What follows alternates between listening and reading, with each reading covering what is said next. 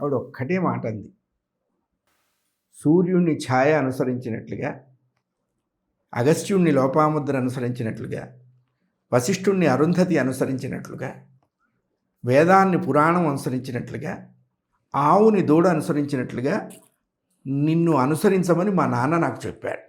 ఇప్పుడు నువ్వు నన్ను మా ఇంటికి పొమ్మంటున్నావు, ఏమన్నా బాగుందా అని ఒక కట్టిక మాట, కటువు మాట.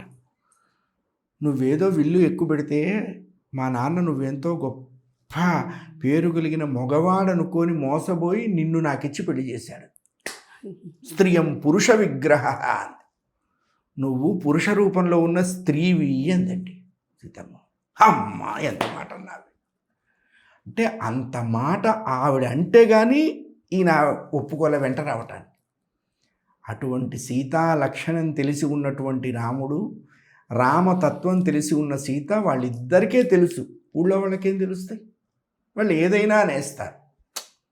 ఇప్పుడు రాయి విసరటం, రాయి అంటూ చేతిలో పెట్టుకున్న వాడికి ఇది పెద్దవాళ్ళ ఇల్లా, ఇది గొప్పవాళ్ళ ఇల్లా, ఇది పండితుడి ఇల్లా, ఇది పనికి మాలిన వాడి ఇల్లా లేదు, ఇప్పుడు విసరటమే ప్రధానం. అందుకని అట్లాంటి మాటలు రేపు ఉత్తరోత్తర వస్తాయి కాబట్టి రామచంద్రమూర్తి సీత యొక్క వైభవాన్ని లోకానికి తెలియజెప్పటం కోసం ఆయన మౌనంగా ఉన్నారు. లేకపోతే సీత ఎవరో రాముడికి తెలుసు, రాముడు ఎవరో సీతకి తెలుసు. సీతారాములు ఎవరో మనకి తెలియాలి అంటే ఇక్కడ రామచంద్రమూర్తి ఆచరించిన మౌనం మనం కొంచెం బాగా విశ్లేషణాత్మక దృష్టితో చూస్తే కానీ ఆయన ఎందుకు మౌనంగా ఉన్నాడు. రాముడు భర్త మాత్రమే కాదు, చక్రవర్తి.